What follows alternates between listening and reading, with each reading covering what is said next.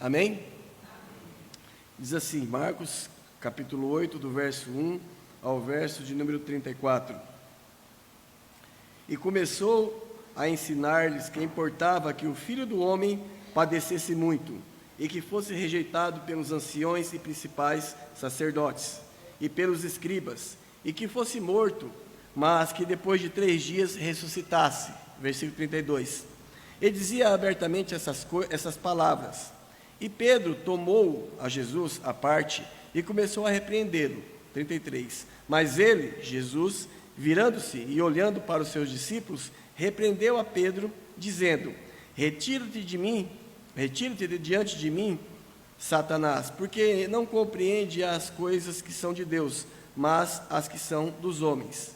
E chamando-se a multidão com os seus discípulos, disse-lhes: Se alguém quiser vir após mim, negue-se a si mesmo, tome essa cruz e siga-me. Amém? Pedir que o irmão Azaf esteja orando para a gente, por nós, por favor, pela mensagem.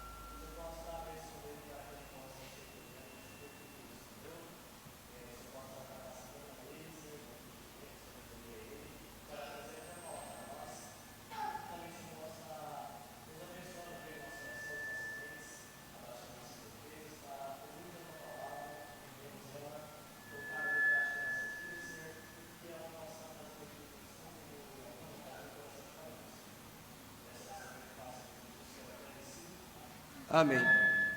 Não sei se é porque o Azaf está próximo da caixa de som, mas nós vamos ter que pedir socorro novamente. Né, modelo? Para consertar os nossos microfones. Irmãos, vamos fazer a leitura todos juntos novamente, para a gente gravar bem essa passagem na cabeça, para a gente poder estudar acerca dela. Amém?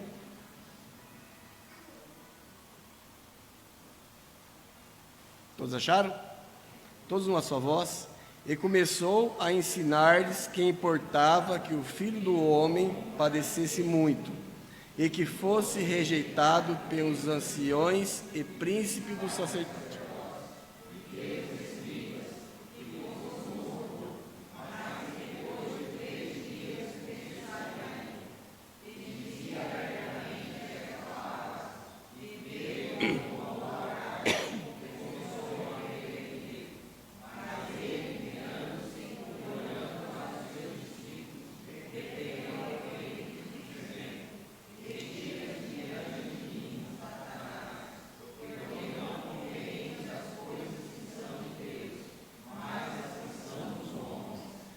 Chamando assim a multidão com seus discípulos, disse-lhes: Se alguém quiser vir após mim, negue-se a si mesmo, tome a sua cruz e siga-me. Amém? Nós vamos dividir esse texto em 2 partes. Nós vemos aqui que na primeira parte, do versículo 31 até o versículo de número 33, Jesus estava reunido com os seus discípulos, e ele então contou acerca da sua morte, acerca da sua crucificação. Contou a eles a respeito do plano e da vontade do Pai, que ele deveria ser entregue aos principais sacerdotes, que ele deveria então passar por sua paixão, ser torturado, ser açoitado, receber a coroa de espinho, ser envergonhado diante das pessoas, para que ele pudesse morrer na cruz do Calvário e pudesse ressuscitar ao 3º dia, vencendo assim a morte e nos trazendo assim a libertação dos nossos pecados. Porque este foi o plano e a vontade de Deus para o Senhor Jesus desde o início. Então aqui o Senhor Jesus expõe aos seus discípulos essa verdade e este plano do Senhor. E nós vemos que um dos discípulos, chamado Pedro, ele tentou interferir nesse propósito. Irmãos, nós não podemos duvidar de que Pedro realmente era um bom amigo de Cristo, né? Mesmo que depois o Senhor Jesus faz aquelas perguntas a ele: Pedro, tu me amas? Porque Pedro não amava Jesus tanto quanto ele pensava que amava, mas ele era sim um bom amigo. Ele estava entre aqueles 3 que Jesus carregava para onde ele iria. Era Pedro, Tiago e João, os filhos do trovão. Então Pedro era um amigo próximo de Jesus, ele era um bom discípulo, era um bom apóstolo, ele era um bom parceiro. Nós podemos dizer que ele gostava muito de Jesus, que é o que ele responde depois quando é perguntado a ele, né? Mas nós vemos aqui, irmãos, que o tentador, ele pode falar a você tentando tirar os seus propósitos por meio da voz de um amigo, porque Pedro era amigo de Jesus, né? E muitas vezes nós não nos atentamos para esses detalhes e essas possibilidades e nos permitimos nos desencaminhar por conselhos de pessoas próximas que realmente querem o nosso bem, que realmente gostam de nós, né? Que querem nos ajudar. Nesse momento eu estava, quando eu leio aqui, eu penso em Satanás, porque a tentação no deserto não foi diferente dessa tentação aqui com Pedro, irmãos. Aqui nós podemos dizer que era uma continuação da tentação no deserto, ou seja, é o diabo procurando fazer com que Cristo fizesse a sua vontade em lugar de fazer a vontade do Pai. Então a gente pode dizer que é uma extensão da tentação que aconteceu no deserto. Era o diabo que voltava a tentar o Senhor Jesus, né?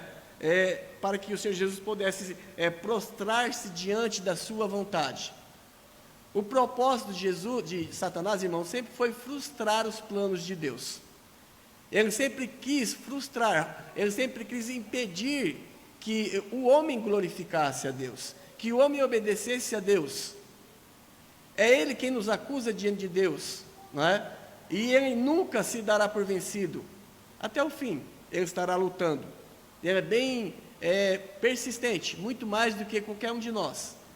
E aqui nós vemos ele tentando derrubar Jesus, mais uma vez. É uma coisa estranha e é uma coisa até terrível. Por que isso é terrível, irmãos? Que Satanás, muitas vezes, fale aos seus ouvidos pela boca de algum amigo. Porque você está, geralmente, nós estamos preparados para lutar contra um inimigo, contra uma pessoa que não nos quer bem, contra uma pessoa que não nos veja com bons olhos, né? Mas quem está preparado para um ataque que vem de uma pessoa próxima, uma pessoa que lhe ama, uma pessoa que te quer bem? O crente, ele tem que sempre estar vigilante, ele sempre tem que estar atento, porque, na verdade, o diabo, usando a força do mundo e usando muitas vezes as pessoas, ele está constantemente procurando te afastar do Senhor, e procurando constantemente fazer com que você caia, com que você envergonhe o nome de Cristo, envergonhe o Evangelho, envergonhe a igreja de Cristo, né?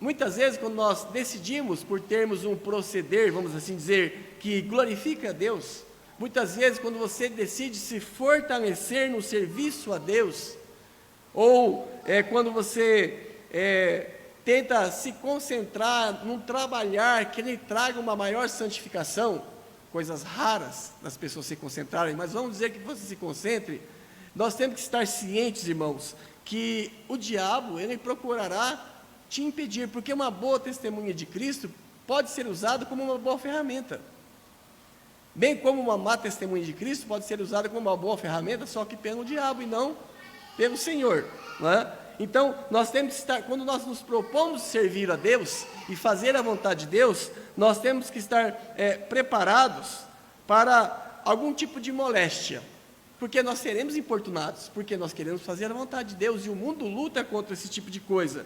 Nós teremos que estar preparados contra perdas, você provavelmente perderá alguns amigos, você tem que estar preparado para a impopularidade, porque quando você está preparado contra essas coisas, quando vier esse tipo de voz na sua mente, você conseguirá fazer como Cristo.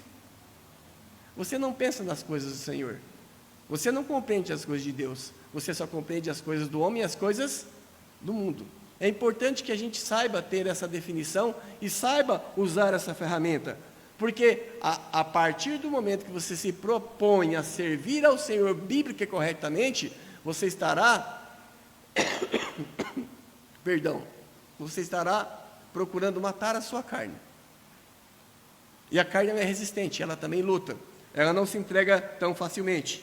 E nesse momento, pode vir algum amigo, e eu digo para vocês, irmãos, esse amigo pode ser um amigo crente, um amigo cristão. Pode vir algum amigo até você, não duvide até da boa intenção dele, né? Pode vir um amigo até você, bem intencionado, e tentar você de forma que você desista do seu propósito, de se dedicar a Deus, de crescer no conhecimento, de se santificar ao Senhor.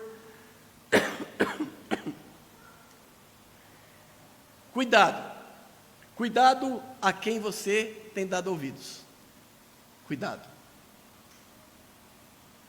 Você tem que dar ouvido àquelas pessoas que te aproximam de Deus, que te levam para perto do Senhor. Não dê ouvido àquelas pessoas que procuram te afastar de Deus e que procuram tirar você do propósito que você tem estabelecido para que você cresça na graça e no conhecimento do nosso Deus.